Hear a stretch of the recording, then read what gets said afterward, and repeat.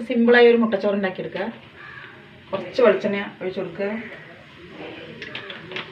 വെളിച്ചെണ്ണ ചൂടാകട്ടെ. ഇതിലേക്ക് കുറച്ച് കടുക് ഇട്ട് കൊടുക്കുക.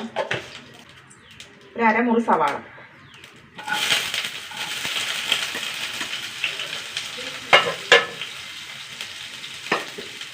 ഒരു 2 കറിവേപ്പില.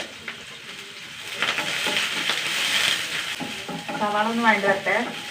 ഇത്രയും മതിട്ടാ. ഇത് ചെറിയൊരു തക്കാളി ഒന്ന് വഴണ്ട് വരട്ടെ. തീ കുറച്ച് വയ്ക്കുക.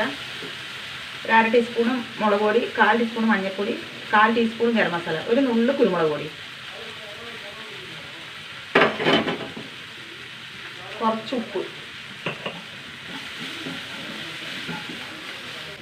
ഇതിലേക്ക് ഒരു മുട്ട. കുറച്ചുണ്ടാക്കുന്നുള്ളൂ കേട്ടോ. മുട്ടയൊന്ന് ചിക്കിയെടുക്കുക. മുട്ടയൊക്കെ ചിക്കിയെടുത്തു.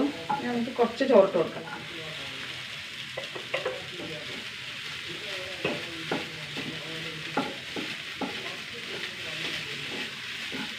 ചോറിട്ടൊന്ന് ഇളക്കിയെടുക്കുക. ഒരു 2 കറിവേപ്പില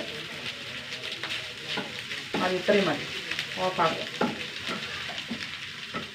ഇതാട്ടാ, മുട്ടച്ചോറ് റെഡിയായി. കറികളൊന്നും വേണ്ട. കറിയില്ലെങ്കിലും കഴിക്കാം. അപ്പോൾ ഇതുപോലെ ഉണ്ടാക്കാത്തവരൊന്ന് ഉണ്ടാക്കി നോക്കുക. നമ്മളെ സപ്പോർട്ട് ചെയ്യുക, സബ്സ്ക്രൈബ് ചെയ്യുക, ഫോളോ ചെയ്യുക.